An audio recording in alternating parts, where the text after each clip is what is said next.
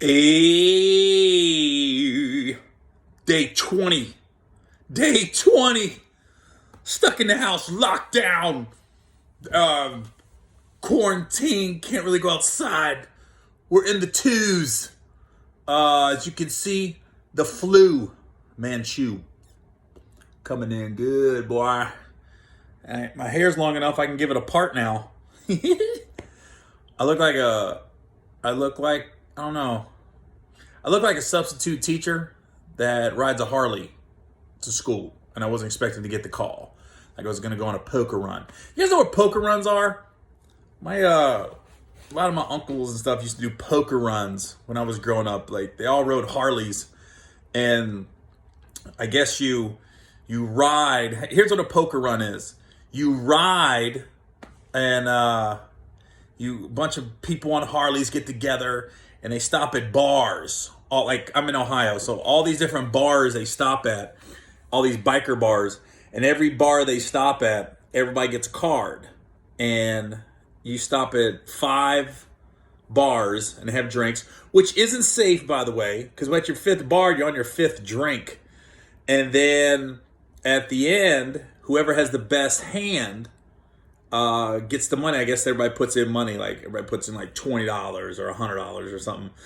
And whoever has the best poker hand at the end of the 5 stops wins the money. The poker run. Or they do it for charity or something. And growing up, I thought that was cool, but I'm like, that's not the safest thing.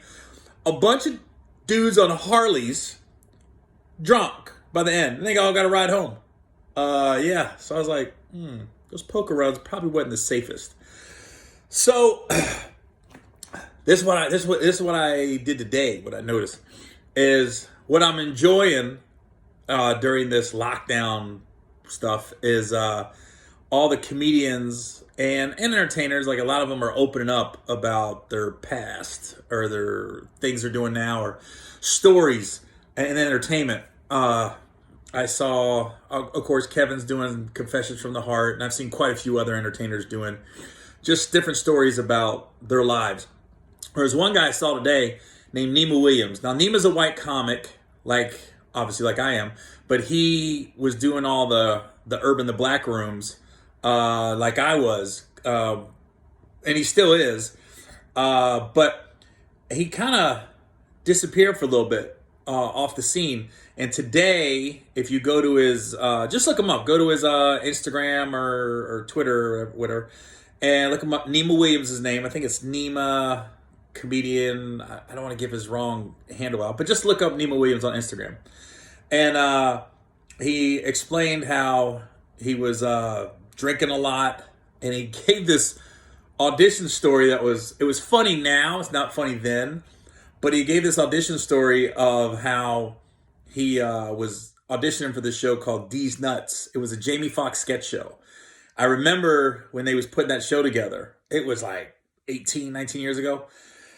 And he went in and he was bitter and he was angry at that time because he felt like he should have been bigger, which a lot of us feel that way at certain times in our career.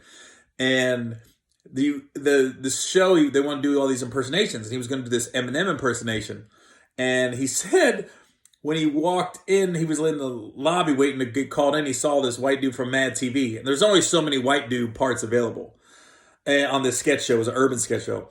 And Nima said, saw him signing some contract or something. And he said he thought, oh, I don't have a chance. And he went in there pissed because he thought they were wasting his time. So he literally said, I'm going to do Eminem. And he flicked everybody off and then mooned them and walked out. I was like, ooh. So he didn't get the part, obviously. And he apologized to everybody that was a part of that audition process. But it's funny because I think all comedians, we go through a stage where we feel like we're bitter because we feel like we should be bigger than what we are, or people aren't giving us the right opportunities, and you come up with a lot of different reasons. Like I said, you drive yourself crazy.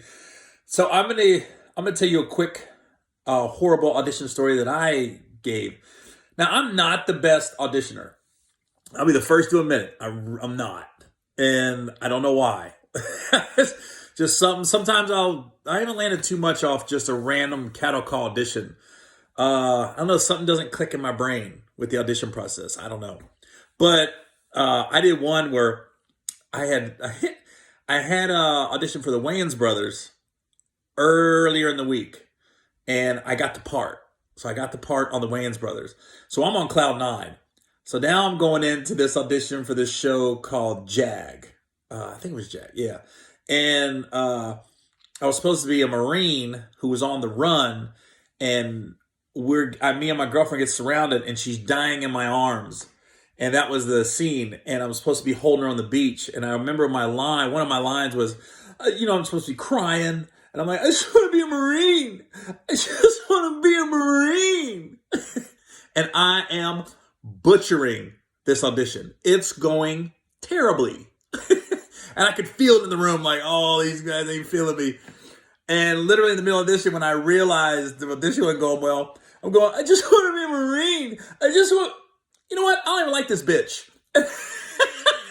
When I tell you, there was 5 people in the room. I saw 4 of them go, just mark me off. And then one lady in the corner went, whoo. So I was kind of okay because I made one person laugh, but needless to say, I didn't get the part, and I never got called back for another. And then my agent at the time called me, was like, what the fuck happened in the audition? I was like, it was going really bad. So I just went for the laugh because it was a drama. I was like, it's one episode of a drama. I wasn't really tripping, but I just told him, it was going really bad. So I just figured, fuck it, I'm gonna try to get a laugh. So I just remember, I don't like this bitch. And then I was okay because I had got the part in the Wayans, so I had got the call literally in the lobby waiting to go in for this audition for Jag. I had gotten the call that, hey, you got the part on the Wayans brothers. I was like, oh, sweet. And that was like one of my first acting jobs. And so I was already like, I'm good. It was funny because I didn't feel any pressure going to the audition. I was like, I'm good. I'm working now. I thought I was going to be set for life. It doesn't work that way.